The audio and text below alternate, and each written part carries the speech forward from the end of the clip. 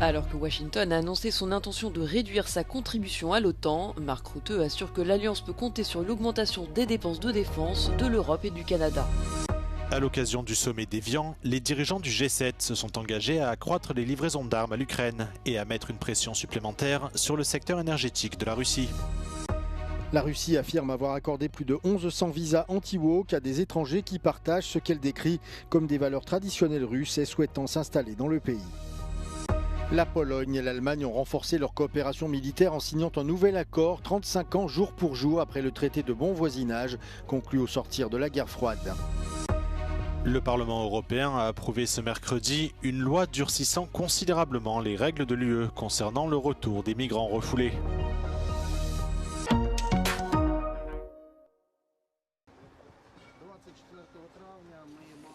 Les États-Unis ne se retireront pas de l'OTAN, a assuré mercredi Mark Rutte, alors que Washington a annoncé son intention de réduire sa contribution militaire aux forces de l'Alliance, ce qui entraînera une nouvelle répartition des efforts de défense. Le chef de l'OTAN a mis l'accent sur l'augmentation des dépenses militaires des alliés européens et du Canada. The numbers are clear. We saw a massive increase in defense investment in 2025, with European allies and Canada increasing their core defense investment by over $90 billion. That is an astounding figure, amounting to a nearly 20% increase in a single year, with further increases already on the books for 2026. L'OTAN assure que les autres alliés disposent déjà ou disposeront dans un avenir proche des capacités nécessaires pour compenser la réduction de la contribution américaine. Selon plusieurs médias américains et allemands, ces coupes pourraient concerner près d'un tiers des 150 avions de chasse américains F-16 et F-15 affectés à l'OTAN, ainsi que des avions de ravitaillement, des appareils de reconnaissance, des bombardiers et des drones. La prochaine réunion des dirigeants de l'OTAN doit se tenir à Ankara au début du mois de juillet prochain.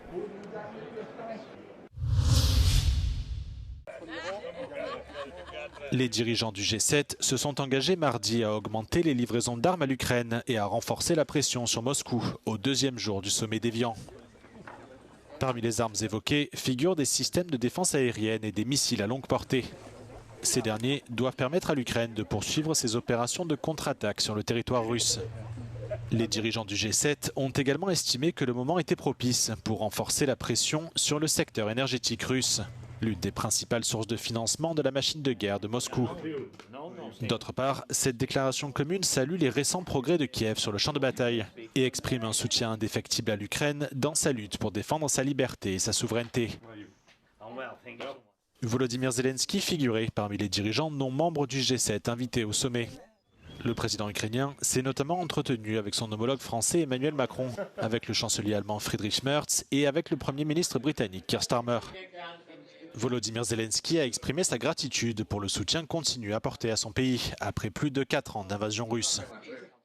Dans le même temps, le président américain Donald Trump a également déclaré que Washington serait bientôt en mesure de réimposer des sanctions sur le secteur énergétique de la Russie. Les sanctions américaines avaient été allégées durant la guerre en Iran.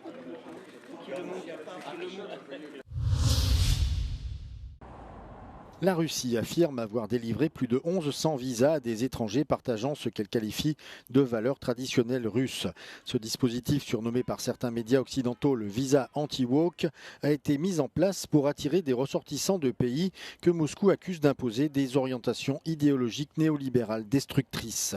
Selon les chiffres publiés mercredi par le ministère russe des Affaires étrangères, ces visas ont été accordés à des citoyens souhaitant s'installer en Russie en raison de leur rejet de certaines évolutions sociétales observées dans leur pays d'origine. L'Allemagne, la France et les États-Unis sont les principaux pays à avoir bénéficié de ce visa lancé en 2024. L'Italie, la Lettonie, la Lituanie, le Canada et l'Australie figurent également sur la liste des pays en ayant bénéficié. Ce visa permet à ses titulaires d'entrer sur le territoire russe et d'y séjourner pendant une durée maximale de 3 mois. Ces derniers peuvent ensuite demander un titre de séjour. Ce document s'inscrit dans le cadre de la bataille idéologique menée par Moscou depuis le début de l'invasion de l'Ukraine en 2022 contre les valeurs occidentales que Vladimir Poutine considère comme décadentes. Au début du mois, le président russe a salué ce programme, soulignant qu'un certain nombre de pays tentaient, je cite, d'abolir les valeurs familiales traditionnelles.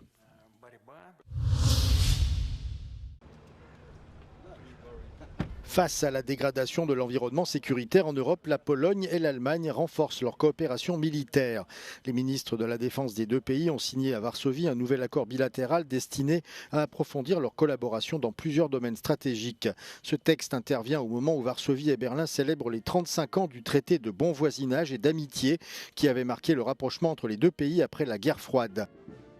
Le nouvel accord remplace le cadre de coopération signé en 2011. Il prévoit notamment un renforcement des exercices militaires conjoints, une meilleure mobilité des forces armées et le développement d'infrastructures logistiques communes. La coopération portera également sur la sécurité maritime, en particulier en mer Baltique, ainsi que sur la cybersécurité et l'utilisation de l'espace. En revanche, contrairement au traité de défense signé entre la Pologne et la France en 2025, ce nouvel accord avec l'Allemagne ne comprend aucune garantie mutuelle de sécurité en cas d'agression.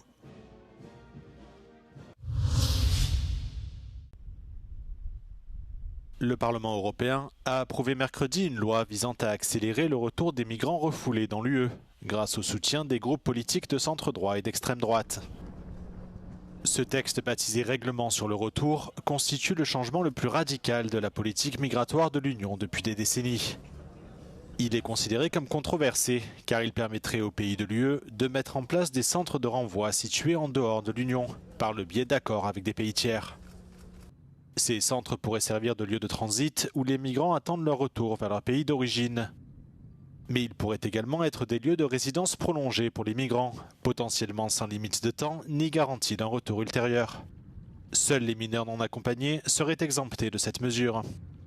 Le règlement prévoit également des durées de détention plus longues, des interdictions d'entrée plus strictes et de nouveaux pouvoirs pour localiser les migrants en situation irrégulière. Il autoriserait également des perquisitions dans le lieu de résidence des migrants ou tout autre local pertinent.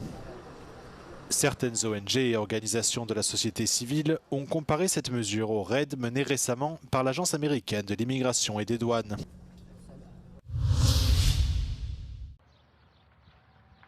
L'armée israélienne a mené de nouvelles frappes aériennes dans le sud du Liban mercredi matin, malgré l'accord conclu en début de semaine entre Washington et Téhéran. Selon l'Agence nationale d'information libanaise, des attaques ciblées ont visé la région de Nabatieh et la périphérie de Kfar Tebnit, tandis qu'une frappe de drone a touché la ville d'Ansarigné. Les médias d'État libanais font état de plusieurs blessés. Depuis lundi et l'annonce de l'accord cadre de paix entre les États-Unis et l'Iran, les affrontements ont fait au moins 5 morts dans le sud Liban. Le conflit actuel entre Israël et le Hezbollah, soutenu par l'Iran, a débuté en mars suite à l'assassinat du guide suprême iranien. S'en est suivi une campagne massive de frappes aériennes et une invasion terrestre du sud Liban par l'armée israélienne. Depuis mardi, le Hezbollah n'a revendiqué aucune nouvelle attaque contre des cibles israéliennes. De leur côté, les responsables iraniens avertissent que tout accord restera incomplet sans le retrait total des forces israéliennes des territoires libanais occupés.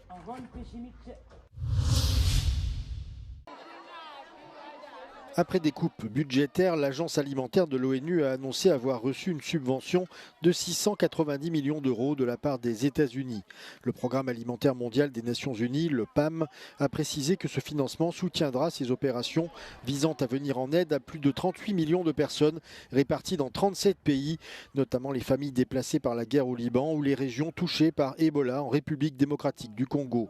Ces opérations comprennent le prépositionnement de réserves alimentaires, l'acheminement de l'aide et les interventions en cas de catastrophe naturelle. Le nombre de personnes confrontées à la faim devrait atteindre des niveaux records cette année, a averti le PAM. Les États-Unis sont le principal donateur de l'agence, mais leurs contributions ont été réduites de plus de moitié entre 2024 et 2025, passant à 1,7 milliard d'euros. L'année dernière, le PAM avait averti que les coupes budgétaires américaines dans les programmes alimentaires d'urgence équivaudraient à une condamnation à mort pour des millions de personnes souffrant de la faim à travers le monde. En 2025, le financement humanitaire américain destiné à l'ONU a été divisé par 4 pour atteindre un peu moins de 3 milliards d'euros.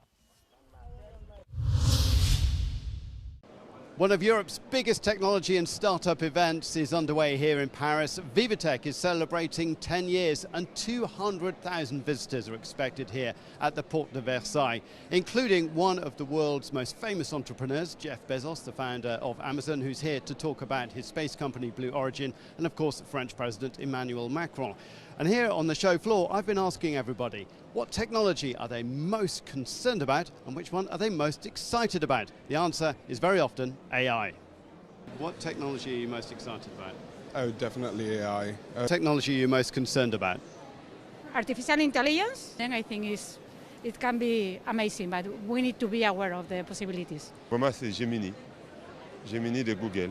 It has double edges, and it can, of course, have a lot of benefit for humanity, but at the same time, I think it could drag us to places that we don't want to go. Some of the biggest companies in France are here, such as LVMH behind me, Orange, L'Oréal, Airbus, but also all kinds of little startups with fresh innovations. Moi, je vais parler à voix basse, donc mes voisins ne peuvent pas m'entendre. Vous avez le bruit du brouilleur dans le casque. That's crazy. That's crazy. She's talking incredibly quietly, and I can hear it perfectly on this headphone. Amazing if you're in a restaurant, a really noisy spot, and you want to have a private conversation. This next innovation is actually made by a charity. 75% of their employees are disabled people, and this is a solar rechargeable mobile battery system. If you're organising a festival, if you've got a big building site, clean energy is here wherever you are. There are thousands of extraordinary and inspiring innovations here at VivaTech in Paris. And if you're really concerned about the robots taking over the world or AI ruining everything, then get yourself one of these survival capsules. You'll be totally safe inside here. Jeremy Wilkes in Paris for Euronews.